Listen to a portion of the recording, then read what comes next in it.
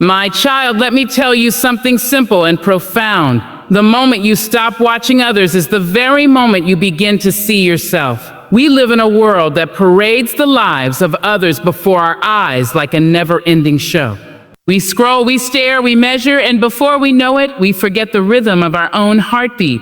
You cannot learn your lesson while watching someone else take their test. Your path was written with your name, your struggle, and your grace, not theirs. There is a certain kind of wisdom that comes only when you sit with yourself, not in comparison, not in envy, but in quiet observation. Ask yourself, what am I here to learn? What am I here to give? Because the truth is, the world doesn't need a copy of another soul. It needs the fullness of you. Now understand this. Focusing on yourself is not selfishness. It is stewardship. It is tending to the garden of your soul so that when the seasons change, you have roots deep enough to survive the storm. When you chase after what others have, you abandon the treasures waiting within your own hand. A mind distracted by comparison is a mind that forgets its purpose. The young scholar comparing grades, the artist comparing praise, the worker comparing success, each forgets that true progress is measured not by what another achieves, but by what you overcome within yourself. You see, self-focus is not a narrowing of vision. It is an awakening. It is the realization that you are responsible for your growth, your peace, and your power. Every moment you spend wondering what others think of you is a moment stolen from your becoming. When you learn to look within to cultivate self-awareness, you become unshakable. No applause can inflate you. No criticism can deflate you. You will stand tall, rooted in the knowledge of who you are becoming. So I say, stop peeking into other people's gardens. Stop wondering how tall their trees are. Plant your own seeds. Water them with patience. Give them sunlight through self-belief. And one day when your blossoms rise, you'll understand. The world was never asking you to be like anyone else. It was asking you to be you fully, faithfully, fearlessly. My child, let me tell you something that will travel with you long after this day. The greatest lesson you will ever learn is how to turn your gaze inward. The world will tempt you to look left, to look right, to measure your steps against those of your neighbor.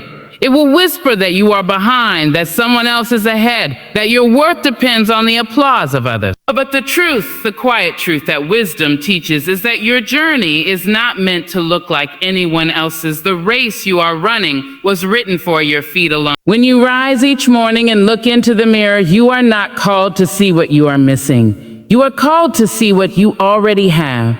Too many souls lose themselves in the mirrors of others, comparing reflections that were never meant to match. Each person is born with a light, a rhythm, a purpose that cannot be replicated. Yet when you spend your energy trying to match another's shine, you dim your own. The world does not need imitation. It needs authenticity. It needs the sound of your voice, the curve of your thought, the story of your spirit. You must understand that focusing on yourself is not an act of pride. It is an act of preservation. It is a promise you make to your future self that you will not be distracted by noise, nor led astray by envy. Self-focus is the soil in which self-awareness grows. When you learn who you are, you no longer waste energy trying to prove it to others. When you know your value, you no longer beg for validation. That kind of knowing comes only from stillness, from honest reflection, from time spent alone with your thoughts.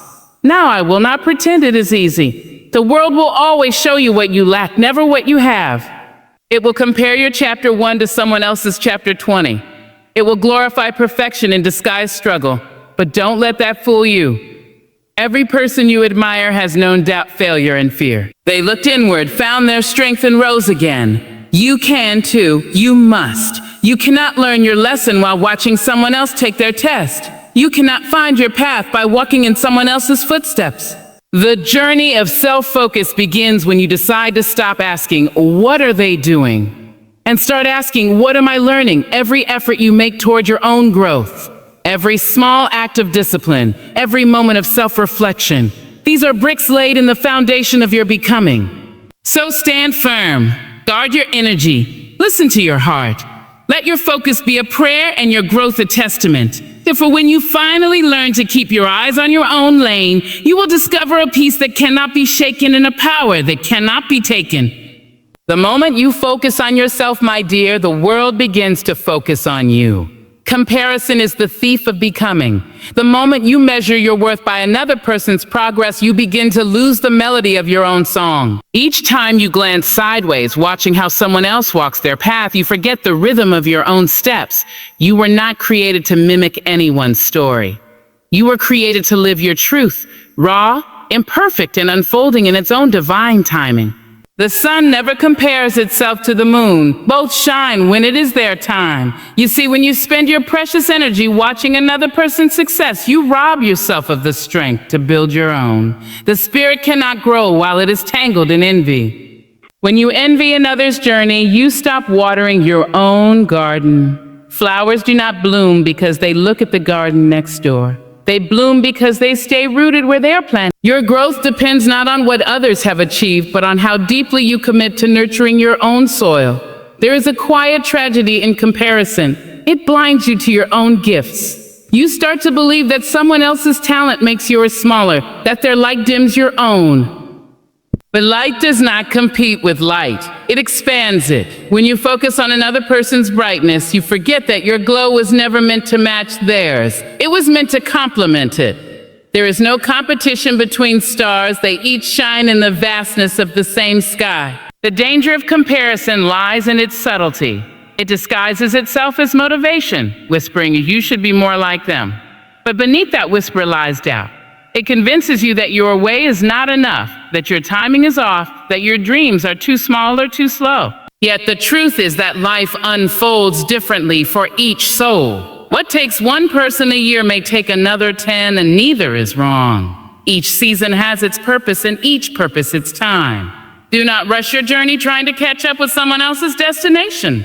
The beauty of your story is not in how quickly you arrive, but in how deeply you learn along the way. Growth does not come from comparison. It comes from commitment. Commit to your path, even when the road is long. Commit to your craft, even when no one notices. Commit to yourself, even when the world is applauding someone else. That quiet consistency, that daily return to your own work is what builds greatness. So instead of asking, why not me? Ask, what can I learn? Instead of saying, I'm still becoming, because you are.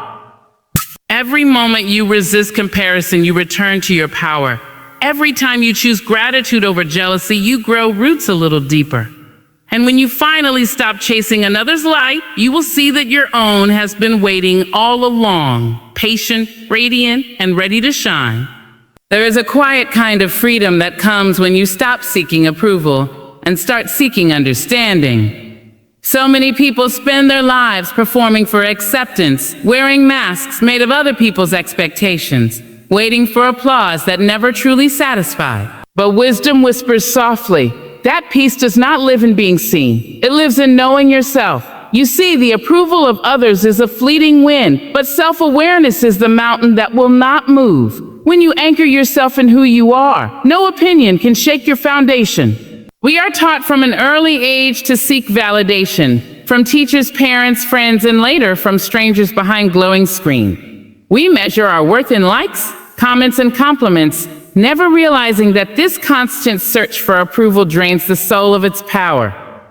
The more you depend on being accepted, the less you learn about being authentic. The applause may be loud, but when it fades, what remains? Only the question, who am I when no one is watching? That is where real growth begins. To understand yourself deeply is to stand in your truth even when others do not understand it. It is to walk into a room and no longer shrink to fit what others find comfortable. It is to speak your truth with grace, not arrogance. To know that validation is not oxygen. You can breathe without it. When you stop needing approval, you start making choices rooted in purpose rather than fear. You stop asking, will they like me? And start asking, does this honor me? That shift changes everything. Self-awareness is an education that has no final exam. It asks you to study your own patterns, to learn from your mistakes, to meet your flaws with compassion instead of shame. It is not about perfection. It is about presence. To be aware is to pause long enough to ask yourself why you react, why you resist, why you reach for things that do not serve you. Awareness is the first step toward freedom, because you cannot change what you refuse to see. The one who truly knows themselves becomes unshakable, not because life stops challenging them, but because they no longer seek to be validated through every challenge. They understand that rejection does not reduce worth, and criticism does not define identity. Every opinion that passes over you is just wind. It may ruffle your hair, but it cannot move your roots if they are planted in truth. When you finally shift from seeking approval to seeking awareness, the world begins to change in your eyes. You start to see that most people are too busy chasing validation to ever find peace. But you will have found something rarer. You will have found yourself. And when you know who you are, no one can tell you who you are not. You become whole, steady, and beautifully untouchable.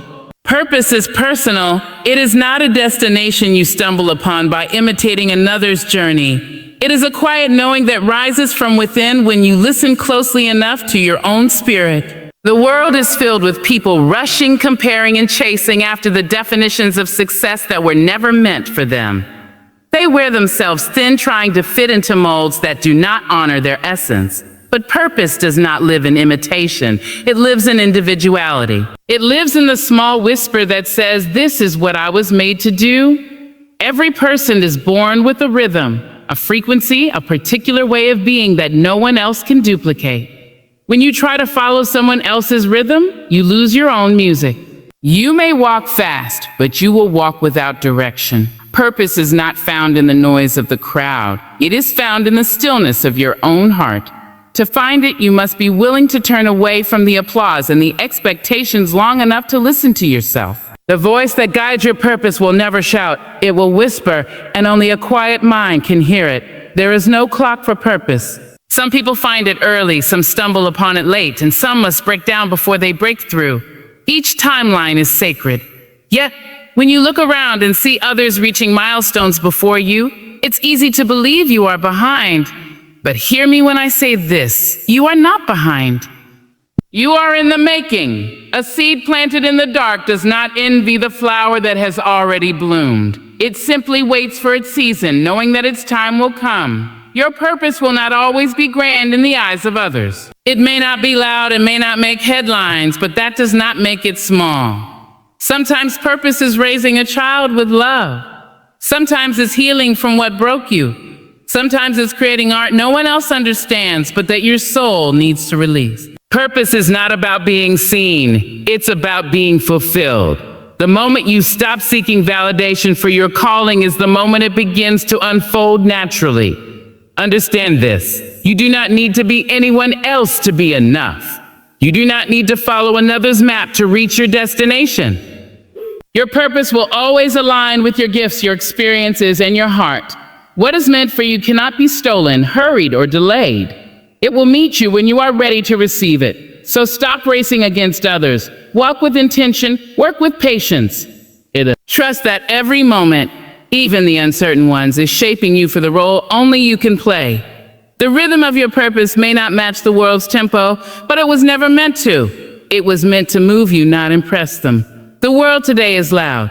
Voices are everywhere, opinions, judgments, comparisons, all echoing around us like endless waves. It's easy to get lost in that noise, to forget the sound of your own thoughts, to mistake the voices of others for your own. But peace, real peace, is found only in silence. To hear the call of your own life, you must be willing to turn down the volume of the world. You must be brave enough to stand still while everyone else rushes.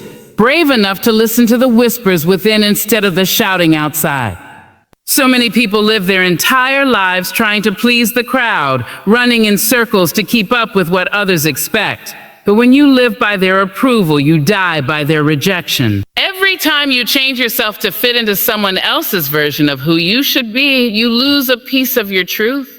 And before long, you look in the mirror and no longer recognize the face staring back at you. That is what happens when the noise becomes too loud. You lose the ability to hear your own name. Silence is not emptiness. It is power. It is clarity. It is the sacred space where wisdom speaks and truth takes form. But most people are too afraid of it because silence reveals what we've been running from. It forces us to face our thoughts, our fear, our unmet needs. Yet in that confrontation lies freedom. When you sit alone and listen to yourself, truly listen, you begin to understand what your heart has been trying to say all along. there is a stillness that teaches. It teaches you that not every voice deserves an answer, not every opinion needs a response, and not every invitation to chaos must be accepted. When you silence the noise around you, you begin to move with intention. You stop reacting to every distraction and start responding to what truly matters. You learn that peace is not found in having control over everything. It is found in letting go of what was never yours to hold. To silence the noise is to reclaim your energy. It means you no longer allow every comment, every rumor, every judgment to take residence in your mind. It means learning to be content with not explaining yourself. It means allowing your results, your growth, and your calm to speak louder than your defense ever could. There is wisdom and restraint and power in quiet confidence, so step away from the noise. Step away from the endless comparisons and opinions. Find your quiet, not the quiet that isolates, but the quiet that centers. When you do, you will discover that the answers you've been searching for were never hidden in the world's chatter. They were waiting inside you, patient and gentle, all along. The truth has always been whispering. You just needed to silence the noise to finally hear it. There is a sacred truth that life keeps trying to teach us. You must water your own garden. You cannot grow while envying the blossoms of others. You cannot harvest peace from soil you never tend. Too many people spend their days looking across the fence, counting the fruit in someone else's orchard, never realizing that their own soil is starving for attention. The beauty you see in another person's life is not a threat to your own. It is simply proof that growth is possible. But envy blinds you to that truth. It makes you forget that your garden too can bloom if only you would care for it.